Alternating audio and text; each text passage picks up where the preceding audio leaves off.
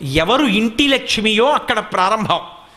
ఇప్పుడు ఆవిడ వరలక్ష్మీ వ్రతం ఇలా చెయ్యమ్మా అని చెప్పింది. వరలక్ష్మీ వ్రతం ఇలా చెయ్యమ్మా అని చెప్తే చారుమతి ఏం చేయాలి?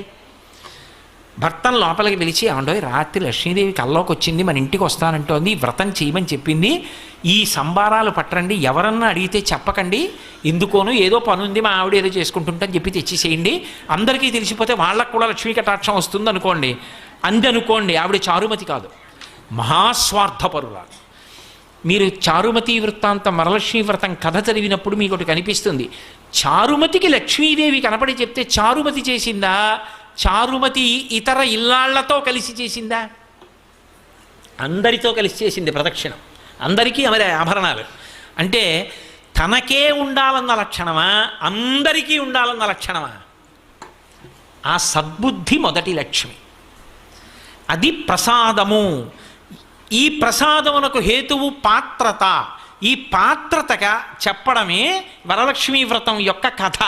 అంతేగాని కథ గడగడగడగడగడ చదివేసి ఎంత నగ చేయించాం, ఎన్ని తులాలు తెచ్చాం, దానికి ఎక్కువ ప్రాధాన్యత ఇస్తే లక్ష్మీ కటాక్షం ఉంటుంది అని నేను చెప్పడం సాహసమేమో. కాబట్టి పాత్రత నిలబడము అంటే అసలు ఆ బుద్ధి కలగడం. ఆ బుద్ధి ఆవిడ అనుగ్రహంతో కలగాలి. ఆవిడ అనుగ్రహం కలగాలంటే ఒక్క నమస్కారం చాలు ఆవిడికి, పెడితే ఆవిడ అనుగ్రహాన్ని ఇస్తుంది. ఇప్పుడు ఆ పాత్రత కలిగితే ఆవిడ వర్షిస్తుంది.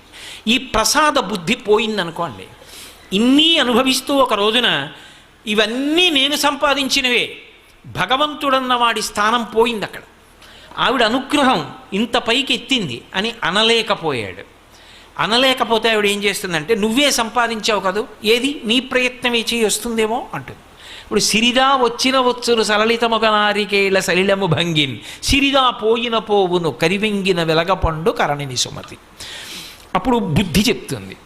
ఇదే విషయాన్ని పురాణంలో భూతద్దంలో పెట్టి జరిగిన కథని చూపిస్తారు మీకు. అందుకే చూడండి, దేవేంద్రుడు, అంతకన్నా లక్ష్మీ కటాక్షం ఉన్నవాడిని ఇంకోటిని చెప్పరు. అంత లక్ష్మీ కటాక్షం ఉన్నటువంటి దేవేంద్రుడు ఒకానొకప్పుడు ఐరావతం మీద వెళ్ళిపోతున్నాడు. వెళ్ళిపోతున్నప్పుడు దుర్వాసో మహర్షి ఎదురుగుండా వచ్చారు. మహానుభావుడైన గొప్ప ఉపాసకుడు, తెల్లవారి లేస్తే భగవంతుణ్ణి అర్చించగలిగినవాడు, భగవంతుని యొక్క అనుగ్రహానికి పాత్రుడైనవాడు. ఆయన ఒక పుష్పహారాన్ని తీసుకొచ్చి దేవేంద్రుడికి ఇచ్చాడు. ఇది భగవన్ నిర్మాల్యం, ఈశ్వరుడి మెడలో వేసుకున్నటువంటి హారం, ఈ హారం తీసుకో ప్రసాదం అని ఇచ్చాడు. ఆయనకి భగవతి ఇచ్చింది. ఆ హారాన్ని ఇంద్రుడికి ఇచ్చాడు. ఎందుకు ఇచ్చాడు అంటే, అది ఇంద్రుడు తీసుకుని కళ్ళకద్దుకొని ఒకసారి తల మీద పెట్టుకుని పక్కన పెడితే ఆ అనుగ్రహం ఆయన యందు ప్రవేశించి ఆ ప్రసాద బుద్ధి చేత ఆయన బాగా నిలబడితే దేవతలు రక్షింపబడితే లోకాలు రక్షింపబడతాయని దుర్వాసో మహర్షి ఆలోచన, సద్బుద్ధితో ఇచ్చాడు. ఇదే సత్యనారాయణ వ్రతకథ. ప్రసాదము అనుగ్రహము. అనుగ్రహం అక్కర్లేదండి, భర్త దొరకలేదు. అనుగ్రహం కావాలంది, ప్రసాదం పుచ్చుకుంది, భర్త కనబడ్డాడు. ప్రసాదము అన్న మాటకు అర్థం ఏమిటంటే, కేవలం అది ఇందులో యాలక్కాయలు ఎక్కువేశారా, శనగపిండి ఎక్కువేశారా, పూర్వం తిరుపతి ప్రసాదంలో ఉన్నన్ని జీడిపప్పులు ఇప్పుడు ఉండట్లేదండి, దానికోసం ఆ తిరుపతి వెళ్ళావు. జీడిపప్పుల కోసం, యాలక్కాయల కోసం, దాంట్లో ఉన్న తూకం కోసం, అందులో ఎన్నిపటికి బెల్లం ముక్కలు ఉన్నాయి, దానికోసం ఆ తిరుపతి వెళ్ళేది. అది ప్రసాదం, అది ఈశ్వరానుగ్రహం. జీడిపప్పుల కోసం, యాలక్కాయల కోసం, దాంట్లో ఉన్న తూకం కోసం, అందులో ఎన్నిపటికి బెల్లం ముక్కలు ఉన్నాయి, దానికోసం ఆ తిరుపతి వెళ్ళేది. అది ప్రసాదం, అది ఈశ్వరానుగ్రహం.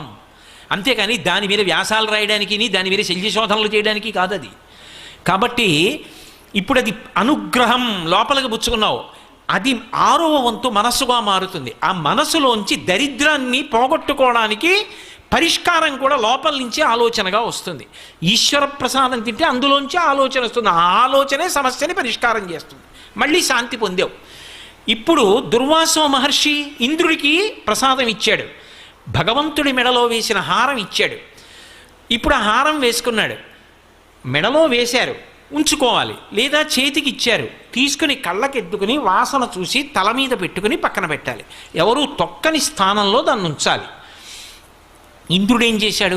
అహంకారం, నేను మహేంద్రుణ్ణి, నేను ఇంతటి ఐశ్వర్యవంతుణ్ణి, అందున ఐరావతం మీద పెడుతున్నాడు.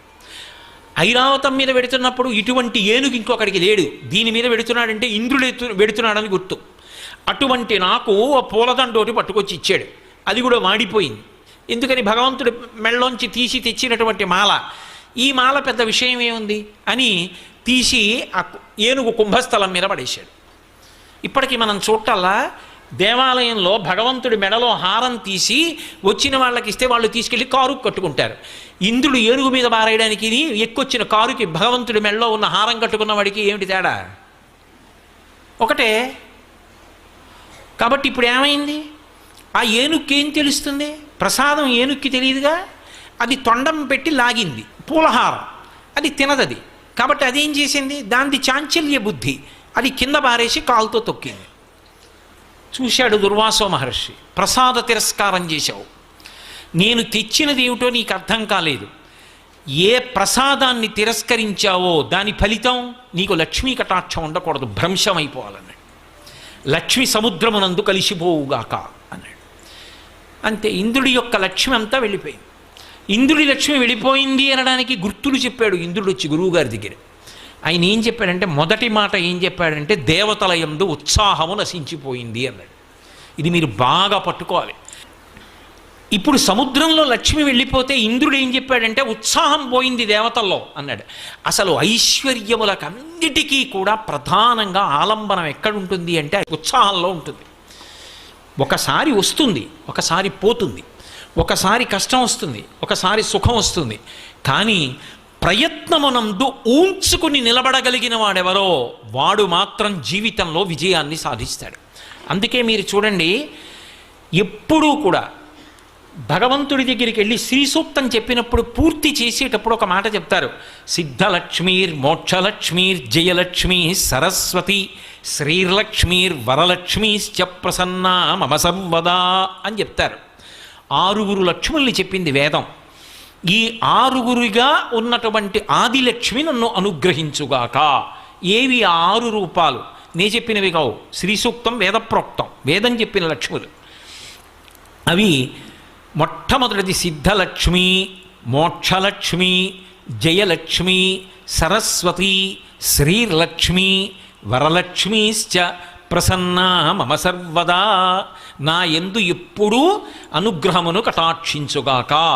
లక్ష్మి యొక్క ఈ 6 రూపములు. ఇందులో చిట్ట చివర చెప్పబడిన లక్ష్మి వరలక్ష్మి.